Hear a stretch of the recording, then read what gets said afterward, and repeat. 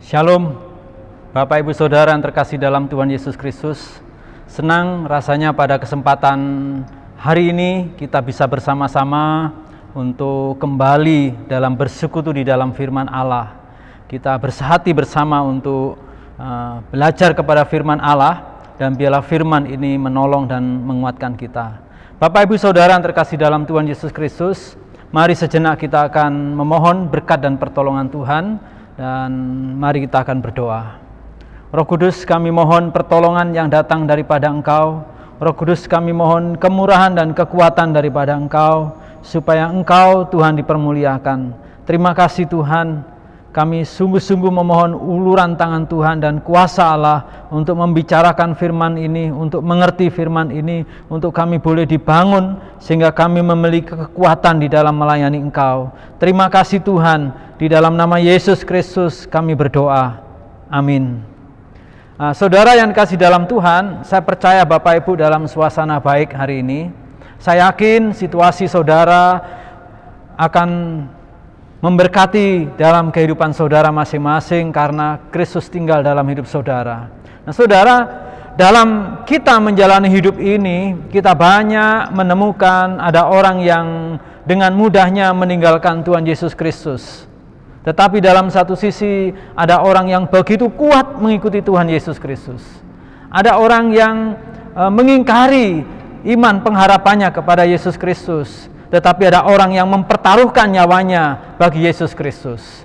Nah, saudara yang kasih dalam Tuhan, hal ini tidak akan pernah habis dibahas dalam dunia ini.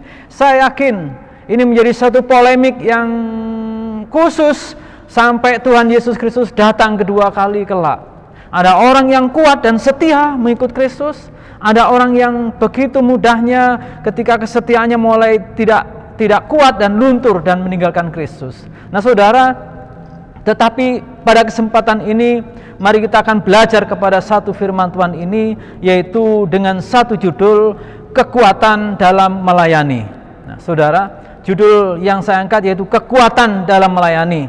Nah saudara yang kasih dalam Tuhan, pada prinsipnya setiap orang percaya kepada Yesus Kristus diperlengkapi Allah untuk melayani. Tidak ada seorang pun yang di dalam Kristus tidak dilengkapi, tidak dipersiapkan Allah untuk melayani. Jadi tidak ada orang Kristen yang sungguhnya tidak melayani. Semua Kristen sungguhnya bisa melayani. Nah saudara, baik pelayanan itu ada di rumah saudara, di pekerjaan di masyarakat saudara, maupun ada dalam gereja. Nah, bagaimana setiap orang Kristen dapat mengalami kekuatan dalam melayani?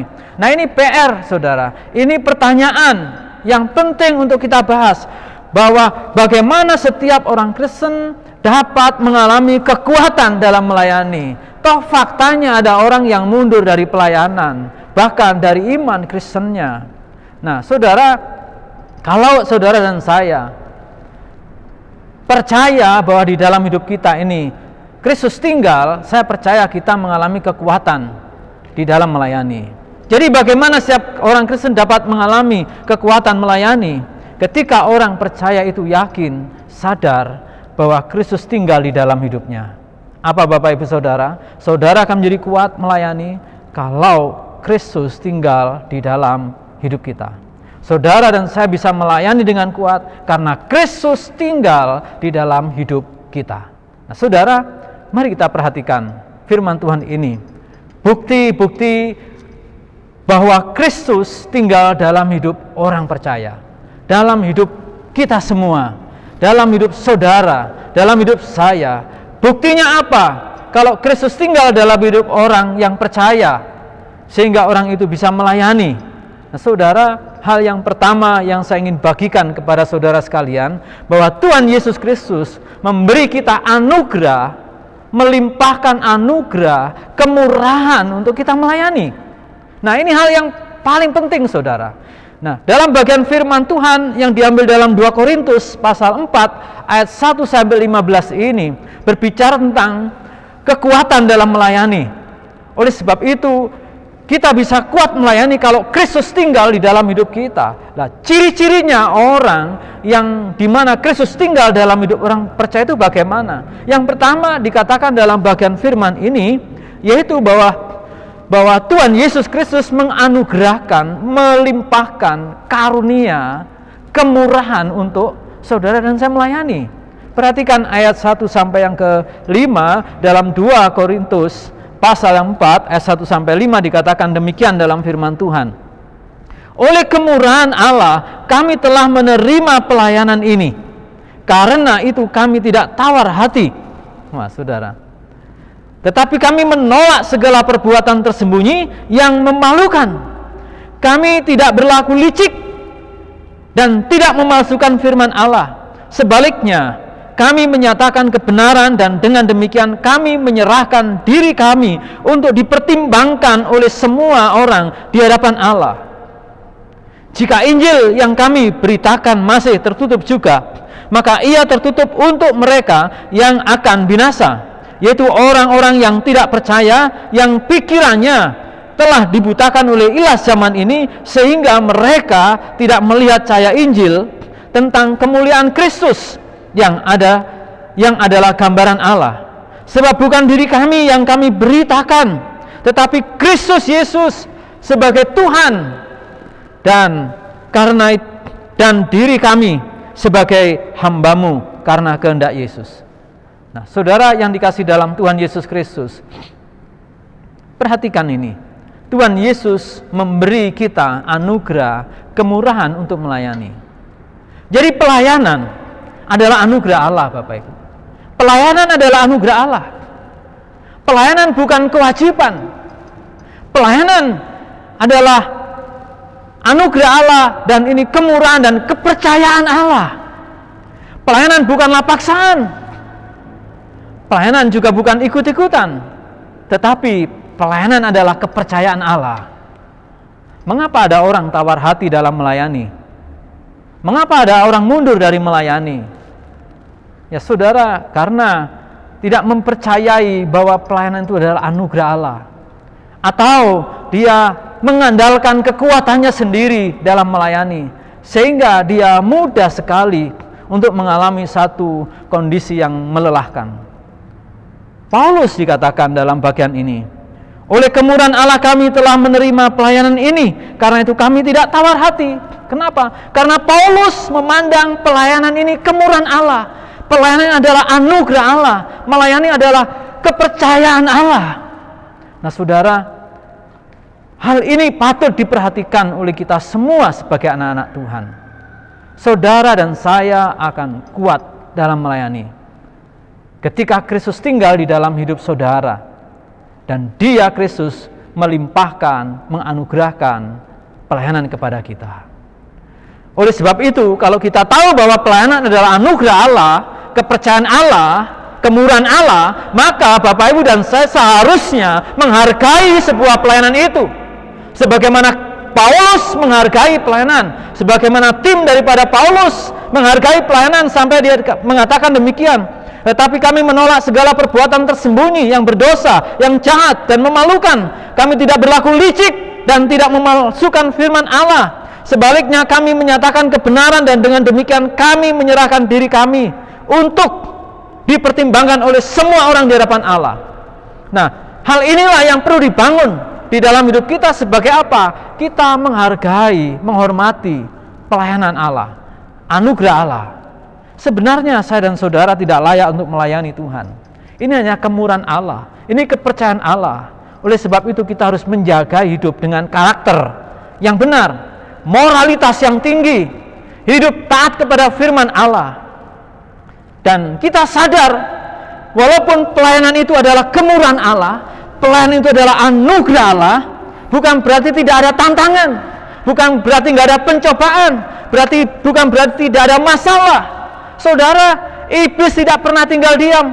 Dia akan terus berusaha menyerang, bahkan menggagalkan pelayanan kita. Sebagaimana di dalam ayat yang keempat, yaitu orang-orang ayat 3, jika Injil yang kami beritakan masih tertutup juga, maka ia tertutup untuk mereka yang akan binasa. Kenapa mereka?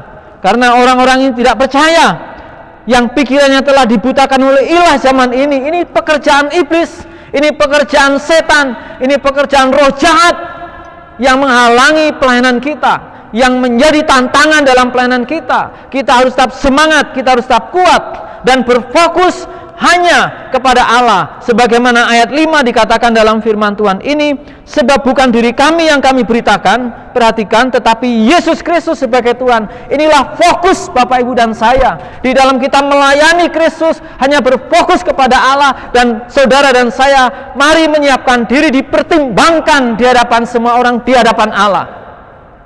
Berani mengambil satu sikap yang benar sebagai seorang pelayan. Kenapa?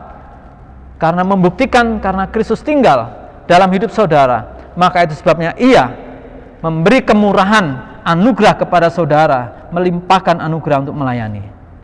Renungkanlah akan perkara besar ini. Saudara, bukti yang kedua saudara, kita berbicara bahwa Tuhan Yesus memberi dampak dalam pelayanan.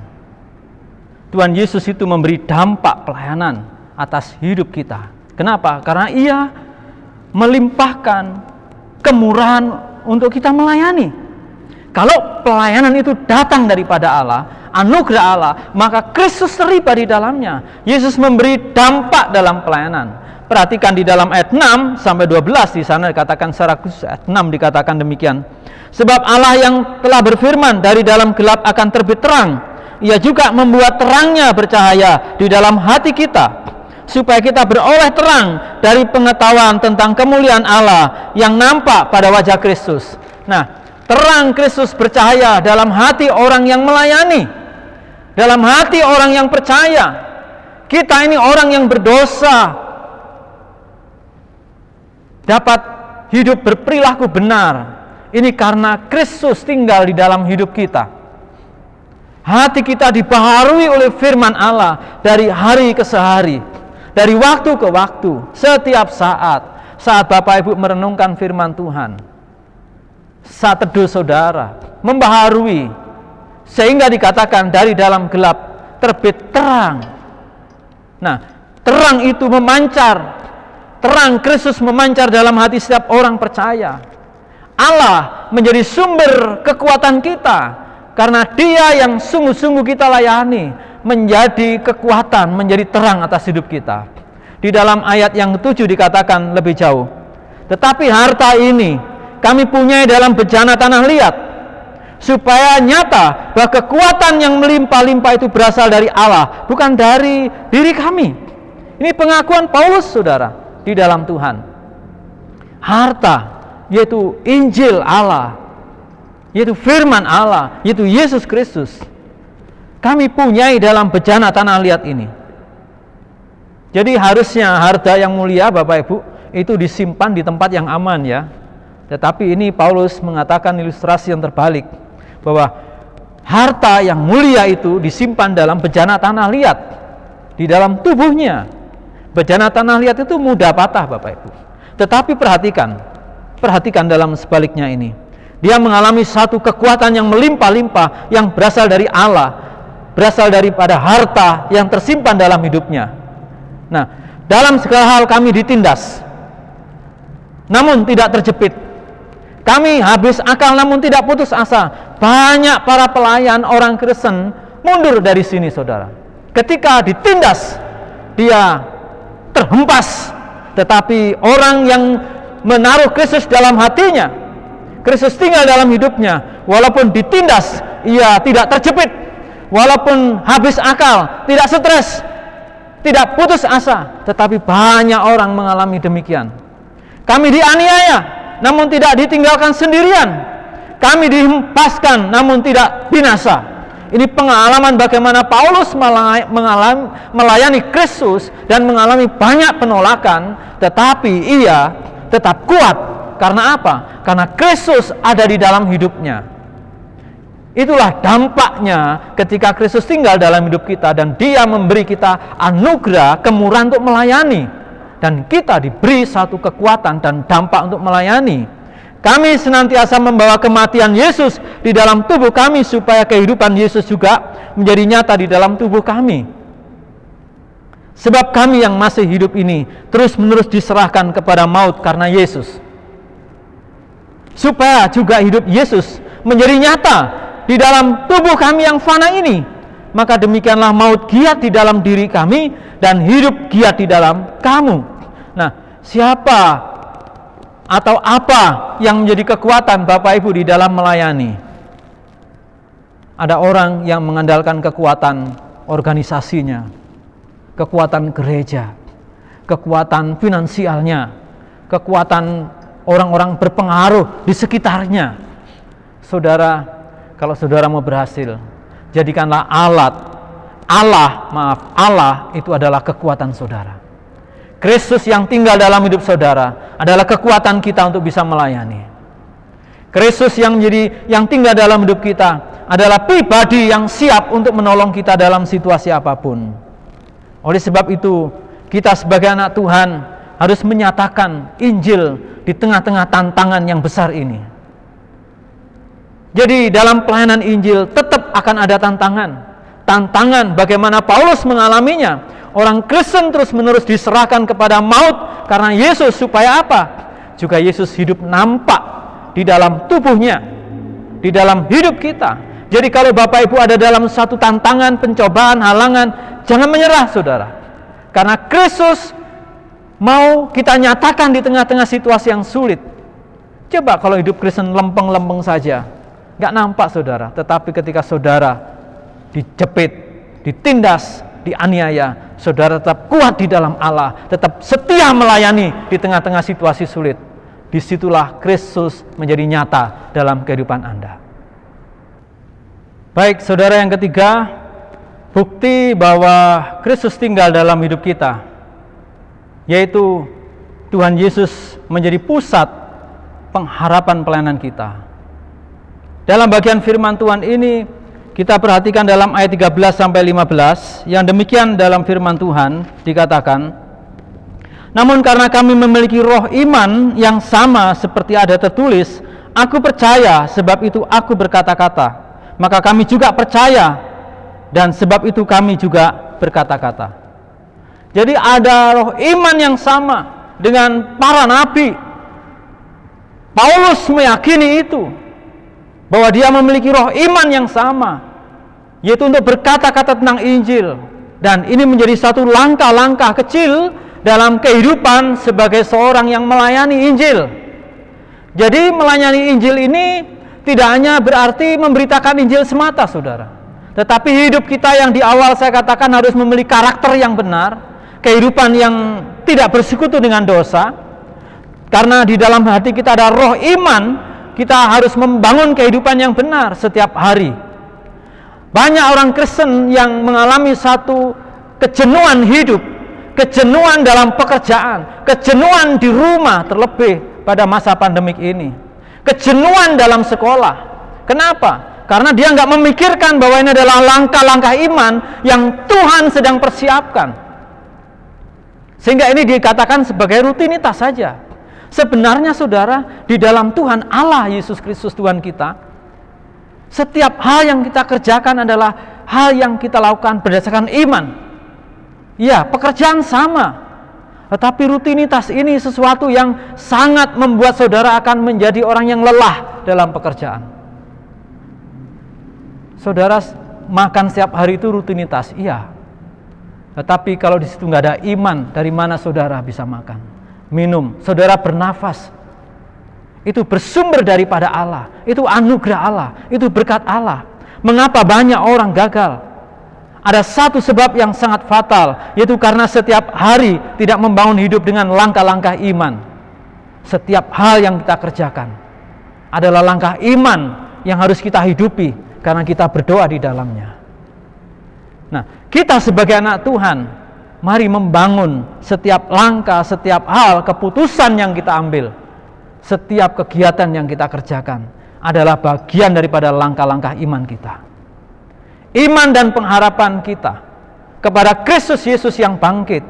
Kita berharap melalui kehidupan kita sehari-hari ini, satu saat nanti karena iman kita kepada Allah, kita ikut dibangkitkan mengalami tubuh kebangkitan sebagaimana Kristus untuk menghadap hadirat Allah. Di dalam 14, karena kami tahu bahwa Ia yang telah membangkitkan Tuhan Yesus akan membangkitkan kami juga bersama-sama dengan Yesus. Ini langkah iman saudara. Dan Ia akan menghadapkan kami bersama-sama dengan kamu kepada dirinya. Ini juga langkah-langkah kecil iman. Jangan berpikir saudara karena mengadakan event yang besar sekali, baru kita dikatakan beriman. Tidak. Setiap hari yang kita kerjakan, kecil demi kecil, langkah-langkah kecil iman kita, Allah pun menghargai dan sangat menghargai. Justru dari situ Allah mempercayakan pelayanan yang besar kepada kita. Pelayanan yang luhur, pelayanan yang mulia. Kita percaya pelayanan yang kita kerjakan dengan iman dan pengharapan kepada Allah dalam Yesus Kristus tidak akan pernah sia-sia, tidak akan pernah berhenti. Pelayanan ini akan kita bawa menghadap hadirat Allah sebagai satu sukacita kita, sebagai satu persembahan kita kepada Allah. Saudara dan saya sangat bersyukur kepada Allah di dalam Yesus Kristus Tuhan. Sehingga dikatakan semakin berlimpahnya ucapan syukur kepada Allah dengan pelayanan yang kita kerjakan, dengan bertambahnya bilangan orang-orang yang percaya kepada Allah dalam Yesus Kristus, semakin melimpahkan ucapan syukur kepada kita. Perhatikan ayat 15. Sebab semuanya itu terjadi oleh karena kamu, supaya kasih karunia yang semakin besar berhubung dengan semakin banyaknya orang yang menjadi percaya, menyebabkan semakin melimpahnya ucapan syukur bagi kemuliaan Allah. Satu pernyataan Yesus Kristus dikatakan, ada satu jiwa diselamatkan, ada sukacita surga yang melimpah-limpah. Artinya bahwa fokus kita di dalam melayani adalah pemberitaan Injil, memberitakan tentang Tuhan, dan hanya Tuhan menjadi fokus kita. Sehingga saudara dihargai orang atau tidak, itu bukan tujuan saudara. Tetapi yang terpenting, bagaimana kita hidup berkenan kepada Allah. Karena ketika saudara berkenan kepada Allah pun belum tentu orang menghargai. Tetapi yang terpenting bagaimana saudara hidup yang menjaga hidup yang benar. Saya percaya orang yang pikirannya sehat akan menghargai pelayanan saudara. Saya percaya orang punya roh yang sama akan menghargai pelayanan saudara. Kenapa? Karena itu berdampak kepada ucapan syukur yang semakin melimpah dengan bertambahnya bilangan orang percaya. Mari kita sebagai anak-anak Tuhan, 1 mojang, 1 tahun, 2 jiwa. Kita berdoa kepada Allah agar kiranya Allah memberkati kita dengan kita melimpahkan syukur kita kepada Allah. Ketika Tuhan antarkan, percayakan dengan pelayanan ini, ada jiwa-jiwa yang dimenangkan di dalam Dia. Apakah saudara enggak merindukan hal demikian? Mari kita berpengharapan dan berfokus, berpusat kepada pengharapan kepada Allah di dalam Yesus Kristus. Oleh sebab itu saudara dan saya sebagai anak Tuhan, mari kita berjuang keras walaupun banyak tantangan untuk terus menjadi saksi Tuhan Yesus dimanapun saudara berada. Baik itu di rumah kecil saudara, baik itu di lingkungan pekerjaan saudara, baik itu di lingkungan di mana saudara tinggal, di tengah-tengah persahabatan saudara dengan teman-teman yang lain, bahkan di komunitas anak-anak Tuhan. Mari kita hidup untuk menyaksikan Injil Tuhan, sehingga semakin banyak orang mengenal kasih Allah melalui apa yang saudara perbuat dari hal-hal kecil yang saudara lakukan dengan iman. Oleh sebab itu saudara, sangat bersyukur saudara dan saya melayani bukan supaya Tuhan tinggal dalam hidup kita, tidak, tetapi karena Tuhan tinggal dalam hidup kita, kita bisa melayani. Ada banyak orang diseret, ditarik untuk melayani Allah saudara. Kalau orang itu belum mengalami perjumpaan dengan Allah, gak lama pelayanan itu akan kendor saudara, motivasinya pun akan berubah. Tetapi saudara melayani bukan supaya Tuhan Yesus tinggal dalam hidup Anda, tetapi karena Kristus tinggal dalam hidup Anda. Ia mengaruniakan, Ia melimpahkan, Ia menganugerahkan pelayanan. Boleh dibilang Ia mempercayakan pelayanan kepada Anda. Dan pelayanan itu akan membawa satu dampak yang besar, sehingga banyak jiwa dimenangkan ketika kita mengerti arti dalam sebuah pelayanan itu. Jadi kekuatan dalam melayani bukan karena kekuatan kita, tetapi karena Kristus tinggal dalam hidup kita. Tuhan Yesus hadir, ada di dalam hidup kita, berkarya, mendorong kita, menganugerahkan kepercayaan pelayanan. Bagi Bapak Ibu Saudara sekalian di dalam Tuhan, yang pada kesempatan ini saudara dikuatkan dalam melayani, oh Tuhan terima kasih. Ternyata melayani, pelayanan itu adalah kepercayaan Allah, kemurahan Allah. Ternyata pelayanan ini harus berdampak karena Kristus yang memberi anugerah kepercayaan. Dan kita berfokus kepada pengharapan di dalam Kristus.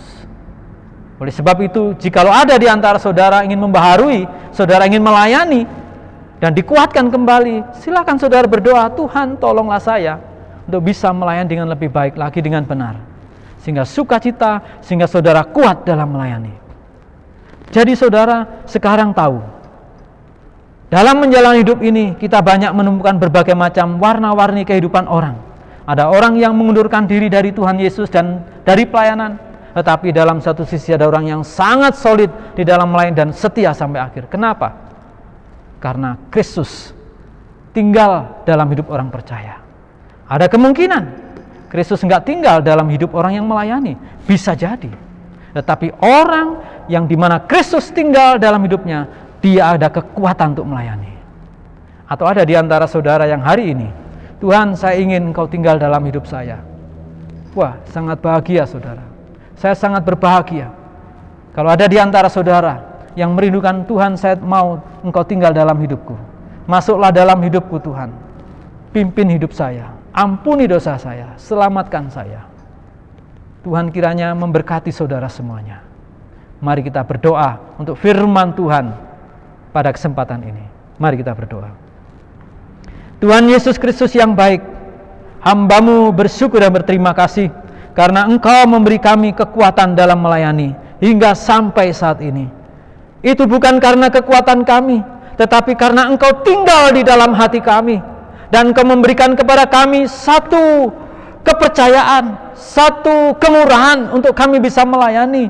Dan Engkau memberikan kami dampak di dalam melayani, sehingga ada jiwa-jiwa baru yang menghasilkan satu ucapan syukur kepada Allah, sehingga itu menjadi satu pengharapan kami di dalam Kristus. Berkatilah Tuhan, sekiranya ada di antara jemaat-Mu, Tuhan, ampunilah selama ini saya melayani Engkau yang mengandalkan diri sendiri. Kami mau menghormati Engkau dan kami sekarang diingatkan bahwa pelayanan adalah kepercayaan dari Allah. Kepercayaan harus kami jaga. Terima kasih Tuhan. Kalau ada demikian ya Tuhan, di dalam kehidupan anak-Mu Roh Kudus bekerja di dalam hati mereka. Ada anak-anak-Mu yang merindukan melayani, diberi kekuatan, marilah Roh Kudus Engkau berkarya. Anak-anak-Mu yang merindukan untuk mengalami melayani, Tuhan berikanlah kepekaan di dalamnya. Atau ada di antara saudara kami Tuhan yang hari ini mendengar firman-Mu ini, dan dia mengharapkan, Tuhan saya mau Engkau tinggal dalam hatiku. Kiranya Roh Kudus kami mohon belas kasih dan kemurahan-Mu. Engkau mengasihinya, dan Engkau memberkati, dan Engkau hadir dalamnya, dan Engkau memeteraikan. Buatlah anak-anak-Mu ini boleh percaya, menerima Engkau sebagai Tuhan Juru Selamatnya. Terima kasih Tuhan, kiranya Engkau memberkati seluruh jemaat-Mu yang mendengar firman-Mu, seluruh umat-Mu yang sedang sungguh-sungguh memperhatikan firman. Kiranya firman ini berkarya dan berdampak dan membangun pengharapan mereka untuk setiap anak-Mu kuat di dalam melayani, karena Engkau tinggal di dalam hidup mereka. Dalam nama Tuhan Yesus hamba-Mu memohon dan berdoa. Amin. Kiranya Kristus memberkati ibu bapak saudara sekalian. Amin.